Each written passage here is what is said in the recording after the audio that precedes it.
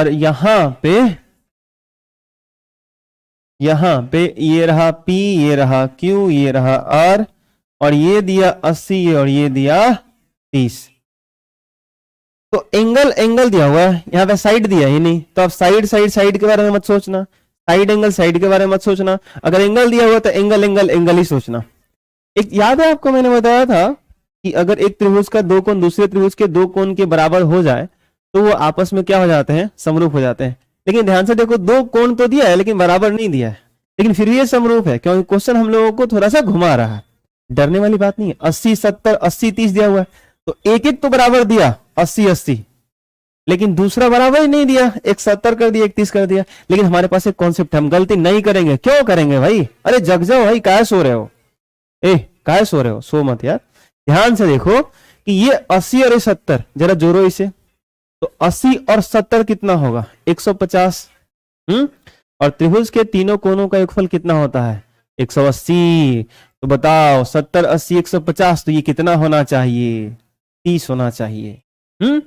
और अगर ये 80 30 दिया हुआ है तो 8 3 11 110 हुआ, तो ये डेफिनेटली कितना आएगा? 70 डिग्री आएगा, तभी तो तीनों मिलकर 180 होंगे। देखो अब इसका तीनों कोण इसके तीनों कोण के बराबर है। तो दो कोण का वैल्यू दिया हुआ था हमको कंफ्यूज करने के लिए कि तीसरा आप खुद से निकालो, क्योंकि तुम तो पढ़े हो, 6ठी क्लास से पढ़ते आ रहे हो, 5वीं 4थी से पढ़ते आ रहे हो क्या, कि त्रिभुज के तीनों कोणों का योगफल 180 होता है। प्रूफ आपने भले ही 9th में करा हो, लेकिन पढ़ते आप 6th क्लास से रहे हो ना।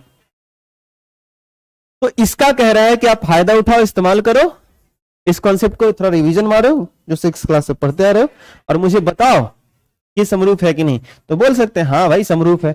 और यहाँ बहुत अच्छी खुशी की बात है कि 70 70 यहां मिल गया, 80 80 यहां मिल गया, 30 30 यहां मिल गया। तो अगर मैं पहले D लिखूंगा तो पहले P लिखूंगा, फिर E लिखूंगा तो Q, फिर F तो R। आई बात समझ में? तो ये बढ़िया लगा कि त्रिभुज ऐसे लिखना, एंगल एंगल एंगल, कौन सा क्राइटेरिया लग रहा है यहाँ पे? एंगल एंगल एंगल समरूपता प्रमेय से त्रिभुज कौन सा?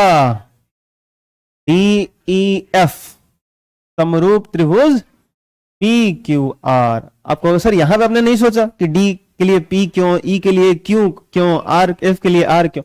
अरे भाई D का P के साथ देखो, जितना D है उतना ही P है। यही तो मैंने बोला कि यहां आसान हो गया। E 80 तो Q 80, तो E 80 तो Q 80, F जो है सो कि 30 है तो R 30 है, तो बढ़िया मैच कर रहा है। तो पहला वाला शीर्ष पे जितना कोण हो, यहां पे पहले वाले पे उतना ही होना चाहिए, दूसरे वाला भी बराबर होना चाहिए, तीसरे वाले के शीर्ष भी कोण बराबर होने चाहिए। अगर ऐसा होगा तभी जा करके हमारा ये सांकेतिक रूप सही होगा। तो ये दिखाने आना चाहिए।